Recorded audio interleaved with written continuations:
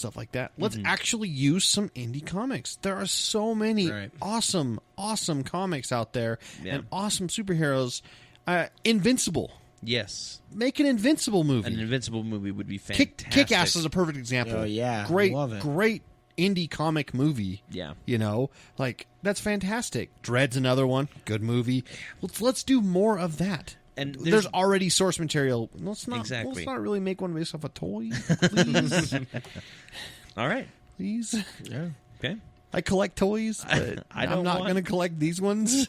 I collect toys based off movies, not movies based off toys. Right. There you go. Right. Yeah.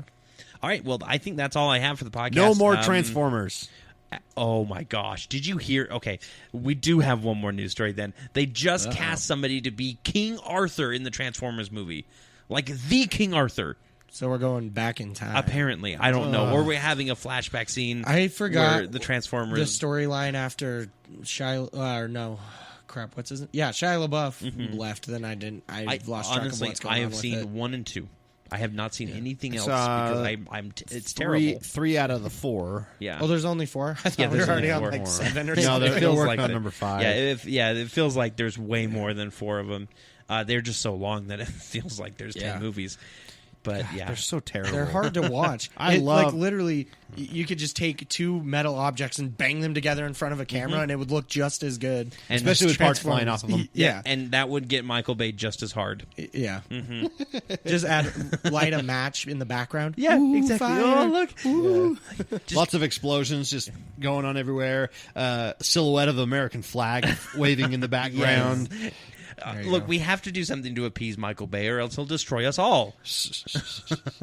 It's one of those like send him back to the 5th dimension where he. It's like one of those cabin in the woods down. situation. Oh yeah, exactly. The Shadow Veil. All right, well that's it for this episode. Does anybody have anything they've been getting a fix for or fix on this week? Any fix of the weeks? I've got one. Okay, go. I got one. So last time for the lost episode, I talked about the 25th anniversary Blu-ray of the Iron Giant. Oh, that's right. Okay.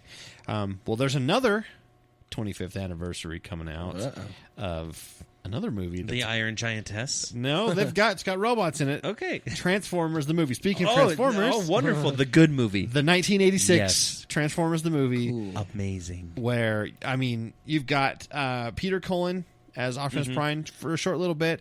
Leonard Nimoy. Frank Welker as Megatron, and then he becomes Galvatron, played by Leonard Nimoy. Exactly. So there's a good voice cast. It was the last voice acting, or it was the last role that Orson Welles ever did.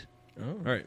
Yes, Orson Welles. Yeah, he played the voice of Unicron, which is this giant planet-eating. Yeah, he's a planet-eating robot. Transformer. Basically, he looks like Galactus. I'm sorry, he does look like Galactus. Oh, I'm sorry. A lot. The 30th anniversary. 30th. I was going to say that came out the same year as Iron Giant. It's as old as I am. I should know this by now. It came out the year I was born. Well, there you go. So. Perfect. But it is a recapture from the original source at 4K. Wonderful. Cool. So super high def. They're gonna, all the audio's been mastered and stuff. You can see every single line that the artist forgot to erase. Yeah, and you can see all the lasers that don't shoot straight and they curve. And they have a box around it. Well, that was the best part. Like even when I was 8, I was commenting on how the lasers, they would shoot them in arcs at each other across the battlefield. Like they had this shot where it's just like with the classic sound, but they were just like arcing, and it's like they're not arrows, they're light. They are literally light, and they can't do that. So this is that movie ruined my childhood, by the way. Or actually, it ruined my teenage childhood because I went back and watched it after watching like the first Optimus dying, Ironside. Yeah, or Ironhide. Ironsides. Old Ironsides. Michael Ironsides. Michael Ironsides. But that's what I'm geeking out. It's $20 right now. It's Blu-ray and 4K remastered. Nice. So all right. Yeah, that's really cool, and I'm just super excited to get Pump it. that right into Comes your veins. out on the 13th or 14th, I believe. It's going to be the 30th. It's probably the 13th. Okay, the 13th. What about you, Dallin? Do you have anything that you're particularly... The last episode, for me, I picked Stranger Things. We already talked about that. We highly recommend it. Something I've been kind of fixing on lately is I finally got onto Overwatch, started playing that out, and welcome aboard. Yeah, it's awesome. Did you get on PC? No, I'm a console guy. PC Master Race? Yeah, nobody's going to listen now that I said I'm going to play console. Well, it depends on which console. We'll get some new viewers, but we'll lose some as well. PlayStation 4. There you go. PlayStation 1, for all Xbox of you 4. Xbox, ridiculous Xbox people out there. Yeah, it's awesome. Yeah, it is fun. I've been having a lot of fun with it. Yeah, I think the best part of it is there's so many characters to choose from that you can play the same map, the same game over and over, but it's always fresh. Yeah, because you have, and the thing is, it's not like you're just swapping out weapons. The whole entire feel of the characters is changed. It's not like this time I'm using the AK-47 instead of a handheld pistol. It's like, no, this time I'm this weird flanky character, and this time I'm a guy who uses a bow and summons dragons. And it really, each individual class or hero has their own unique feel. Yeah, and I think it's really cool. You play with the character for a little while, and you start to realize, okay, this is how I use this specific character, and you develop a strategy. Yep. And the more you play one character, the better you get at it. So it's really cool. It's really fun. I know I've been having a lot of fun. I've been running a match every night because they introduced their new streaming service on PC, so I can go on there and it streams right to my Facebook page. I might stream it to Geek Junkie every now and then too, just to kind of include that. I don't know. I want to be able to stream it in multiple places at once, and I haven't figured that out yet. But I'm going to work on that because it would be really fun to stream so that everybody can see kind of just a quick match that I do on my own, and I do play on PC, so everybody can love me for it. It's all right, Dallin. We forgive you. Yeah, as long as you're playing, it's cool. Yeah. So good fix. Get that fix. Yeah, you know that I'm all for it. It's been fun. Yeah. A lot of fun. And then my fix for the week is obviously the new World of Warcraft expansion dropped. Legion. Yes. And it has been an intense ride so far.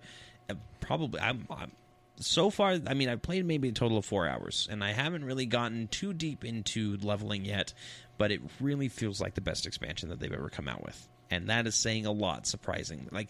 Like this is coming from somebody who really loved Burning Crusade, who really loved Wrath of the Lich King. Their other expansions are fantastic, but this one just really feels like they're changing the story from, hey, everybody's this hero that does this generic thing, to you are the hero of the story, everybody else around you is just supporting you. And they've changed it to kind of like a single-player, multiplayer campaign. And it really works. Like, it surprisingly works. And they've dropped the pretense of trying to make it generic enough that everybody can enjoy it. And they just said, look, you're the hero. Just imagine that you're the hero for this story. And then everything around the story that these other players, if you see 10 other people that are fighting the same boss as you, they're the heroes of their own story. Kind of. So don't worry too much about it. And it really works in a way that that I like a whole lot more than what they've been doing. So, yeah. Yeah, I think I know what you're saying. Like, I know Destiny, the video game, kind of does that as well. Yeah. Where, yes, there's other players there doing the same mission, but it doesn't feel like they're doing the same mission. Exactly, yeah. It feels like they're supporting, like they're your team supporting you. You're the only protagonist in the group. Exactly. Right. Mm-hmm.